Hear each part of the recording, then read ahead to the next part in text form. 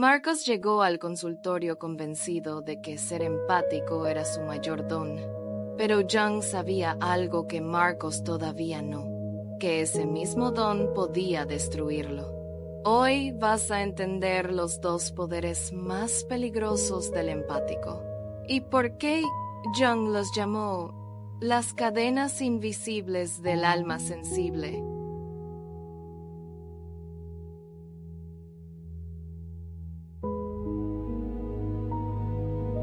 Antes de que juzgues la palabra peligroso, escúchame. El empático no es peligroso para los demás, es peligroso para sí mismo. Y eso, según Jung, es mucho peor. Marcos era de esas personas que sentían todo: la tristeza del compañero de trabajo, la ansiedad de su madre, el enojo de un desconocido en el colectivo, y lo interpretaba como su mayor cualidad. Hasta que un día ya no podía distinguir qué emociones eran suyas. Jung tenía un nombre para esto. Lo llamaba identificación participativa. Es el estado en que el empático disuelve su frontera psíquica con el otro. Deja de ser un recipiente y se convierte en el dolor del otro. Y acá es donde aparecen los dos poderes peligrosos.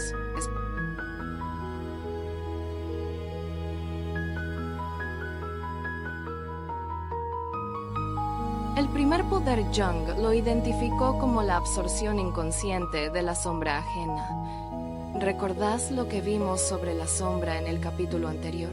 Esa parte oscura que todos negamos.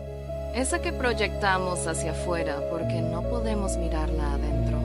El empático es el receptor perfecto de esas proyecciones. ¿Por qué? Porque tiene los límites psíquicos más porosos. Su sensibilidad, que es genuina, se convierte en una puerta abierta para la sombra de los demás. Marcos me contó un día: Elena, me siento culpable de cosas que yo no hice. Cargo con vergüenza que no entiendo de dónde viene. Y yo le pregunté: ¿es tuya esa vergüenza, Marcos? ¿O la absorbiste de alguien que no podía sostenerla? Se quedó en silencio. Porque el empático, sin saberlo, se convierte en el recipiente de la sombra colectiva. Carga con lo que los demás rechazan de sí mismos.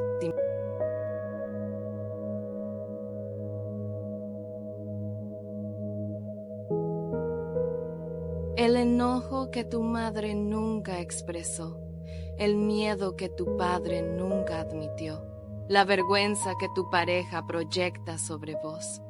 Y el peligro no es que lo sientas, el peligro es que lo crees tuyo.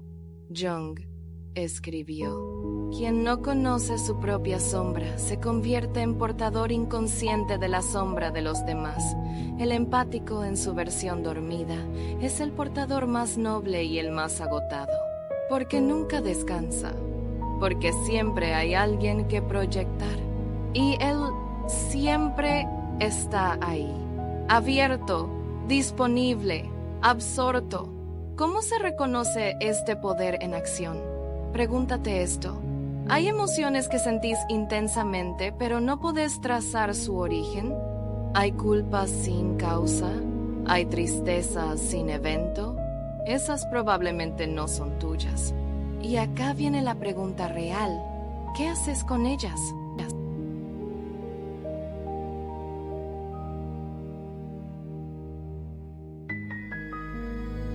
Guarda esa pregunta, porque el segundo poder es aún más peligroso, porque viene disfrazado de virtud.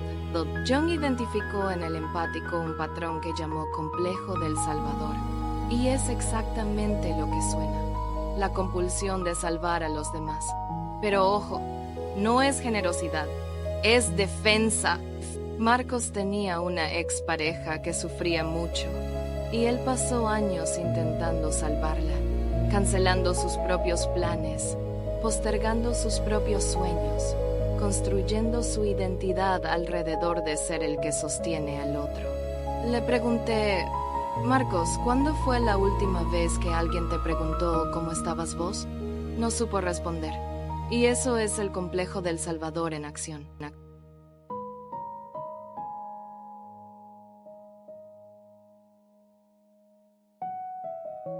El empático que no conoce su propia sombra busca inconscientemente en el dolor ajeno una forma de evitar el suyo propio.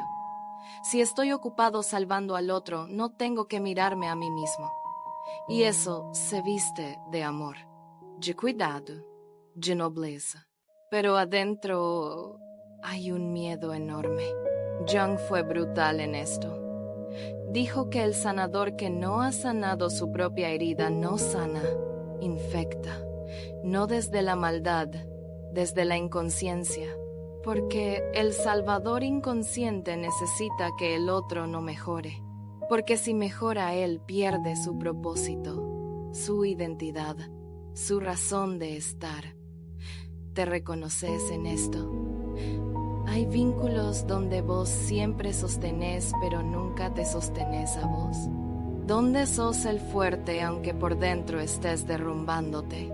Eso no es tu don. Eso es tu herida portándose como don.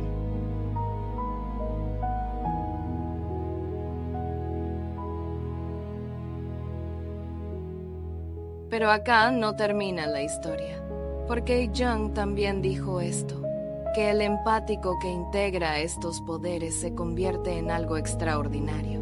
El que aprendió a distinguir sus emociones de las ajenas desarrolla una claridad psíquica que pocos poseen. El que sanó su propia herida puede acompañar al otro sin perderse, sin necesitar que el otro no mejore, sin infectar con su sombra no integrada. Jung llamaba a esto el empático individuado.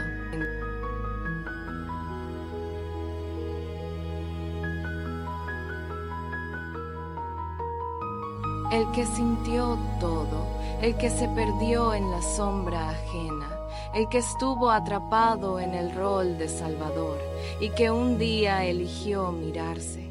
Marcos me dijo en nuestra última sesión: Elena, creo que por primera vez en mi vida siento algo mío, y esa es la puerta. La primera emoción genuinamente tuya, después de años cargándola de los demás, es el inicio de tu individuación.